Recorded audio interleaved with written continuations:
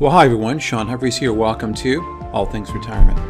In this installment, I'm going to talk a little bit about my experiences over the last 3 decades working with people in the area of retirement income planning. And I think there's a lot of people out there who I think have an unhealthy approach to how they view retirement. And that approach has been skewed, I think, by the media and by the financial services industry in some ways. That's the industry that I have been part of for many, many years. But I do think that we need to reimagine what retirement looks like, how we approach it when it comes to planning.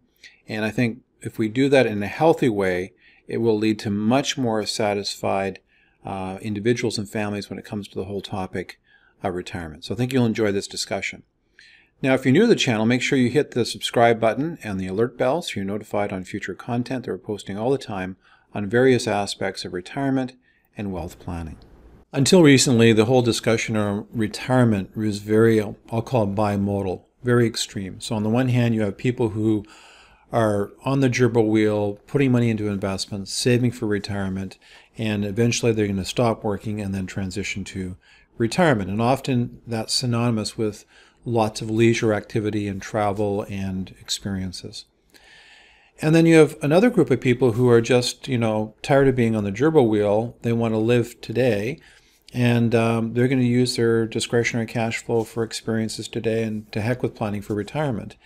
Probably not a good solution either, but they've just decided that putting focus on those experiences and the things they want to do now is really important to them. Now, the discussion doesn't have to be bimodal. It can be very much a blending of those two kinds of priorities. So first of all, we want to get off the huffing and puffing treadmill.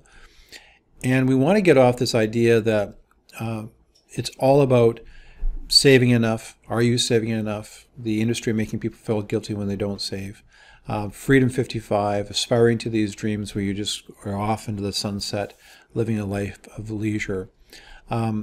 And then you've got people who definitely don't want their parents' retirement. So studies confirm that health willing, actually 80% of baby boomers and the generation behind them want to continue to work to various degrees, like varying degrees, in various paces throughout their lives. In other words, the consensus that's emerging is that people don't want to hit 55, 60, 65 and just retire. If they could, they'd like to navigate a transition where they still keep their involvement in work and professional pursuits and things that they enjoy doing, but at the same time navigate successfully the other things that they want to do throughout their retirement. Most of that is about control and flexibility and a little bit more freedom.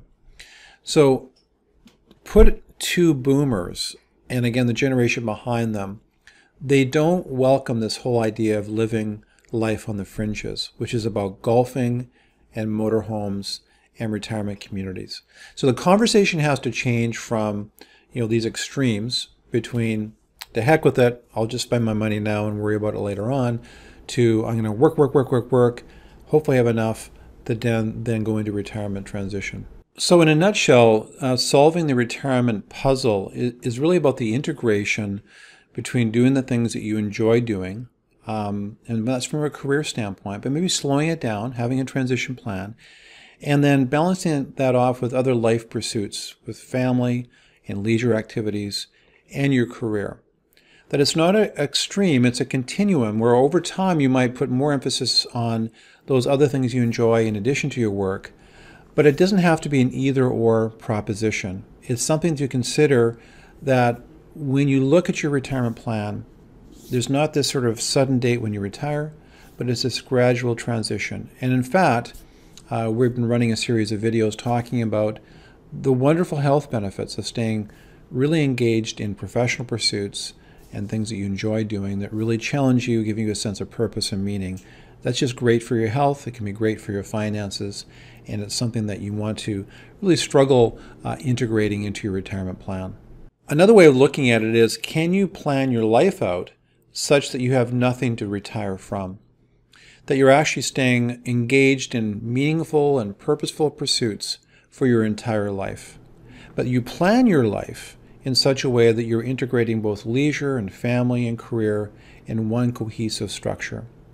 Now, this doesn't mean that you don't, plan for retirement. It doesn't mean that you don't take a look at your finances and organize that accordingly. Obviously, things can come into our life that may keep us from being able to pursue this fully integrated version of retirement planning. So we want to make sure we do that. But we want to make sure that we fight against this bimodal approach to retirement planning and a more harmonized, integrated approach to the retirement transition.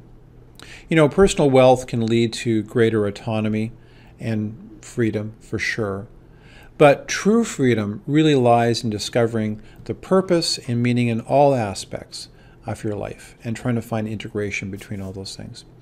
Anyway, I hope you found this video somewhat thought-provoking. I think it's really important that we plan out our finances for retirement, but we also figure out how the retirement transition is going to work. And you want to fight against this tendency where it ends up being, this is the date, and to look at it more like a transition over time so that you can continue to find purpose, to use the skills and abilities and gifts that you have for long periods of time, while at the same time pursuing the other hobbies, family activities, that kind of thing, long into your retirement years. Again, if you haven't subscribed to our channel, make sure you do so and hit the alert button so you're notified on future content. With the video, we have links to our website. Make sure that you visit our retirement planning resource page. There's some free resources there as well. And there's a link to our website if you want to start a conversation.